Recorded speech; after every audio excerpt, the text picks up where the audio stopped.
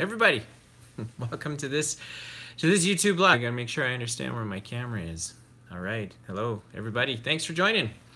So this is where this YouTube live is where I take questions from Quora that are either asked directly to me or are just part of the general business and entrepreneur channels, and I answer them.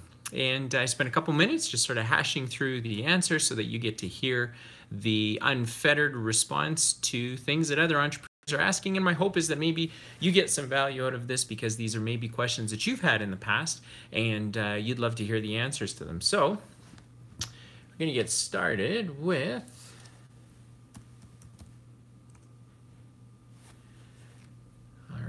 oh, it's going to take just a minute to log in. All right, so the first question that I'm going to go ahead and answer today is I've failed in my last 5 business attempts. What's the best advice you could give me? Well, try a 6th. I'm just kidding. Here's what I've discovered about entrepreneurs in general is that the ones that hit home runs usually don't hit a home run on the first try. Sometimes they hit a single, maybe a double, but certainly not a home run. And so if you are an entrepreneur or you were one in the past and you want to be one again, and failure is something that you're really apprehensive about or really nervous about, like this particular question, I failed 5 times, what do I do next? Well, I'm often reminded that many entrepreneurs fail just before they get to the goal line. And so they're, a foot away from failure or 12 inches away from failure. And what you never really know is how close were you, right? We don't get the benefit as entrepreneurs of knowing that. But here's what I would say. I would say if you failed 5 times, firstly, do you know why you failed? Do you know what the reasons were that your business didn't succeed? Was it poor product, poor service? Was it terrible marketing and sales? Did you simply borrow? See my other YouTube Quora episodes, you can get the answer to that question. But did you borrow money and you just got kind of dragged down in the debt and the business simply couldn't support it anymore? So what was the reason that you failed? And if you can be honest about the reason that you failed, then the question becomes, okay, well, if you get up to bat a 6th time or another time, what are you going to do differently? How are you going to make sure that you end up succeeding? And I can relate to this personally because I've been up to bat a few times with a few different businesses. And I know where my weaknesses are. In particular, sales and marketing are not my forte. I'm not a marketer per se. I'm not a salesperson per se. My comfort zone is in doing this, talking, listening to myself talk, I guess, and working out problems. I'm a great problem solver and have failed in the past to get really strong people around me that are excellent at sales and are excellent at marketing. And that's mostly because, I've always thought that I'm either smarter than them or I know more than them. And, haven't been prepared to really press very hard and trust people. So that's some of the reasons I've gotten up to bat and failed. But what about you? If you failed, what was it that produced the failure? And is it something that you can control? Is it something that you can influence? Is it something that if you get up to bat again, you can just do differently? So the best advice I would have for someone that's failed 5 times or 1 time or 2 times, but really wants to be an entrepreneur, is that the only way that you learn and the only way you're going to be successful is by failing. And many people are afraid to fail, which they shouldn't be, but they are. And it's that fear of failure that prevents people from being successful. And so they'll either pick something safe, but they'll never be truly fulfilled, or they won't pick something safe and they'll struggle their whole life. So you've got to be prepared to fail. So it's not how quickly you fail, it's actually how quickly you learn from that failure, get up and keep going. Because if you can put those lessons to use, you might find that at the end of the day, you end up hitting your home run. And it wasn't because you didn't fail, it's because you failed more times than the next person and you learned the lessons faster and you were able to iterate and benefit from them. So hopefully you find that helpful.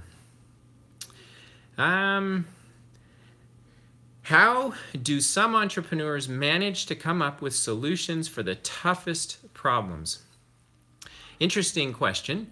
I was having a conversation with my son a couple of days ago, And we were talking about the philosophy of questions and answers. He's currently learning how to code. He's not, he's got a mind that is very analytical, and he likes, math as an example. So a little while ago, he decided to learn how to start programming. And so I know a little bit about programming. And as we were talking about the programming challenges that he was having, one of the things that I had reminded him of is by the infamous or the famous Elon Musk, who said that it's actually pretty easy to get answers to questions. The hardest part is knowing which questions to ask. And so how do some entrepreneurs manage to come up with solutions for the toughest problems?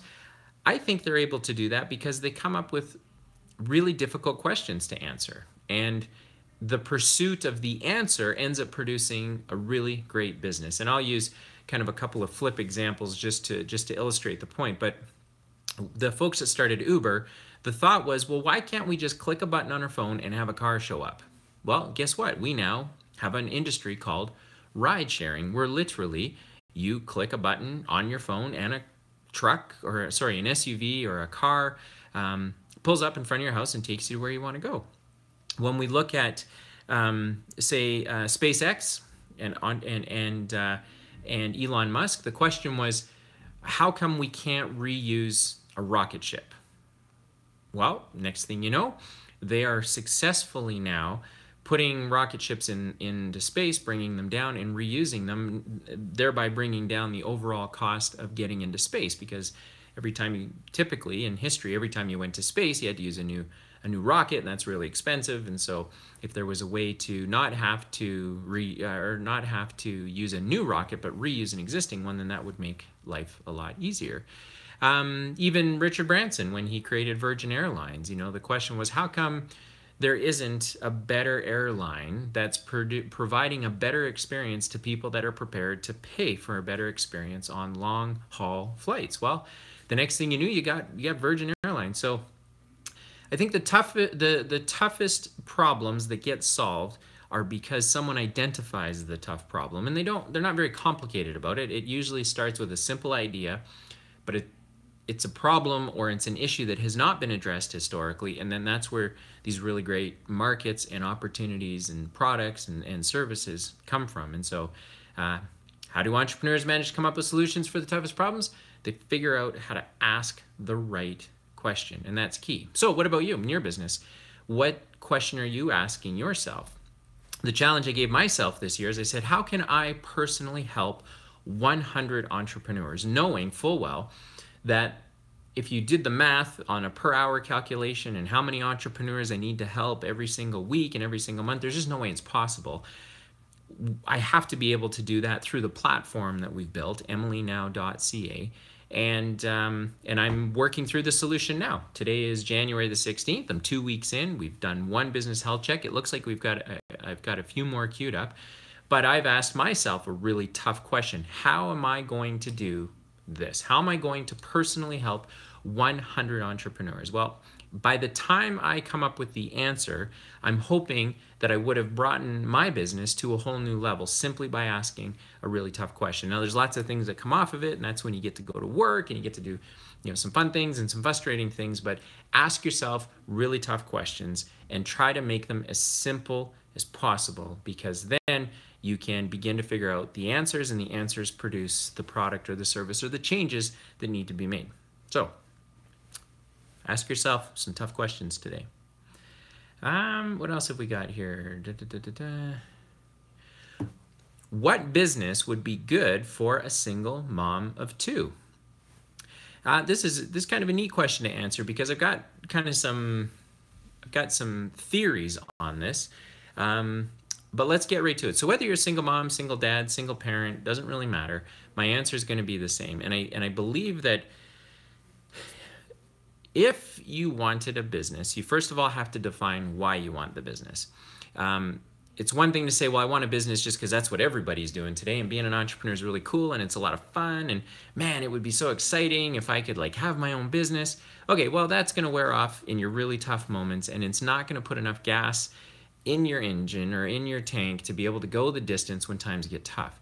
So assuming that this particular single mom of two is looking to build a business to provide some extra income for her family so that they maybe have a little bit of excess capacity in their life so they can breathe a little bit, then I would suggest this. I would suggest to the single mom, what is it that you are personally interested in? Is it something to do with kids and children? Is it a particular interest of yours like art history or television or movies? Find something that you're really, really interested in and then begin documenting your learnings about it. So, and document meaning blog, if you're more comfortable in written form. Instagram, if you prefer to do kind of quick videos, because that's sort of your personality and that caters really well to you. Do a YouTube channel where you can produce regular content like a daily vlog or tutorials or something. Start building out some content and documenting why you like this, or what is it that's important to you, or what are you learning about this interest of yours, and share it with the world. And what happens is if you stick to it and if it's truly a passion and it's truly an interest, then you start to find yourself interacting with the community of people that have those same interests, and they'll start to connect with you. And from that, you can do several things. You can put advertisements on your blog. If your Instagram channel gets popular enough, you can begin to market certain brands for clients that will pay you. So you can get paid to mention things on your Instagram channel.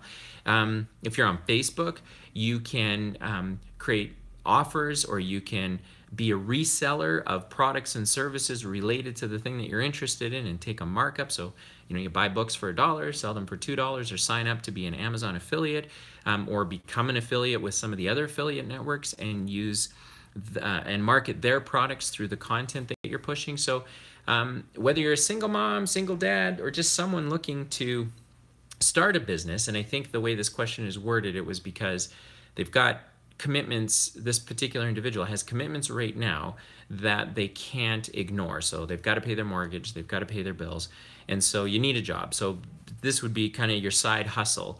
And then your side hustle is something you do in your off hours, but because you have to be passionate about what you're doing, because in those off hours you're going to want to watch TV, or you're going to want to take a nap, or you're just not going to have the energy to really pursue something you're not passionate about. So that's why you got to be passionate about it. I think you got to be passionate about it. And maybe passion's too soft of a word, but have a significant interest in learning more about it and sharing those discoveries with other people through the variety of forums that are out there. And when you do that, then you can start to figure out how to monetize it. And then as you monetize it, if it stops becoming a side hustle and it's producing enough of a result that you can actually build a life around it, well, now you've just made the shift, and that most people listening to this certainly would want to make. And so that's where you start. You start with, what are you learning about? What are you interested in? What do you find interesting about a product or a service or an industry or a marketplace maybe? And document your learnings and share it. And as you go, you're going to find your voice. You're going to find things that work for you, like downloadable PDF files versus like a subscription service. But there's lots of different things to do after you've created a foundation, and it starts at zero. No one's going to care. Just like this, right? I'm on this YouTube live right now, and no one's gonna watch this. We're not gonna have thousands and hundreds of people watching me right now. But over time, I'm hoping to build an audience that's interested in the content that I have to share. And I hope I'm right. Maybe I'm not. But you take a run at it, and you do it on the side. It's part of your side hustle, and eventually, it produces enough of a result that it's no longer your side hustle, and it's actually your new career. All right, let me see. What was some of the best advice you got when starting your own business? Oh man, let me tell you, the list is really, really long. Part of the reason why I do all of the content produce all the content that I produce is because of this. I've just had over 20 years so much advice given to me, whether it's from books, whether it's from podcasts, whether it's from investors that I've worked with, or even the other entrepreneurs that I've been blessed enough to help over the last couple of decades. But I think there's one piece of advice that just jumped out at me as soon as I saw this question, and it is, everything always takes longer than you think and costs more than you budget. And that's important because someone like me used to really rail against that idea. I used to say, there's no way, it's going to take less time, it's going to cost less. I've been really generous with the parameters that I've set for myself, only to discover that it took way longer than I thought. I mean, way, way longer, and cost way more money. Now, it costing more money had more to do with my lack of tenacity, because I really didn't try to bolt down costs as well as I now do. And the time was really because maybe there wasn't enough of a driver or a catalyst to force me to get the result. Maybe, I don't know, maybe you didn't have enough self-motivation or confidence or whatever. But it always takes longer and it always costs more. Now, the reason I say that's the best advice is because whether you're starting a business, growing a business, or fixing a business, that advice is going to be the same no matter what situation you find yourself in. So if you're trying to start a business, it's going to take twice as long as you think to get to where you want to go, and you could spend an enormous amount of money over and above what you've budgeted to get the results. You got to be really good at pulling in both of those things. If you're growing your business, this is the worst, because if you're growing your business, you get like these false positive signs where you think that everything is good until it's not, and you don't have a feedback loop to tell you that it's costing more and it is in fact taking longer. And that's because your business is already going, and so you need to be able to differentiate the normal growth that your business would have experienced from the new growth that you're trying to add based on the new strategy or tactics that you've got. And then if you're trying to fix your business, this is really tough, because it will take longer because you will be navigating blindly through what needs to be fixed most times, and it's going to cost more simply by virtue of it taking longer. So, if you think you can fix your sales and you can do it in 1 month because you got a rent payment to make at the end of the month, well, chances are it's probably going to take 2 or 3 months, and you got to figure out how to pay for 2 or 3 months worth of rent while you wait for the results to show up. So some of the best advice I got when starting my own business was, in addition to hundreds of other pieces of advice, but one in particular is, it's always going to take longer and it's always going to cost more. So make sure that you plan accordingly. I think I'm going to cut it there. That's 4 good questions. Is that 4? Let's see here. 1, 2, 3, 4. Yeah, it's 4 good solid questions. Lots of stuff to think about there. Thanks for hanging out with me today. Appreciate it. And I'll end up flipping this onto the podcast so that you can listen to it, and I'll end up cutting it up into the specific questions and answers. So if you want to share this content with another entrepreneur, then you can do it in bite sizes, and certainly I'd appreciate that, because that means that another entrepreneur has the opportunity to get the help that they're looking for. And in the meantime, I hope you have a great day. I'm going to look to do this again next week. And so feel free to jump onto Quora. I'll put the details in the notes for this video or this podcast so that you can jump right to Quora, ask me a question directly. And not just me, but you're probably going to find some other cool stuff on there as well. And discover that you're not the only person who has these unique questions. So I hope you have a great day, and we'll see you next week.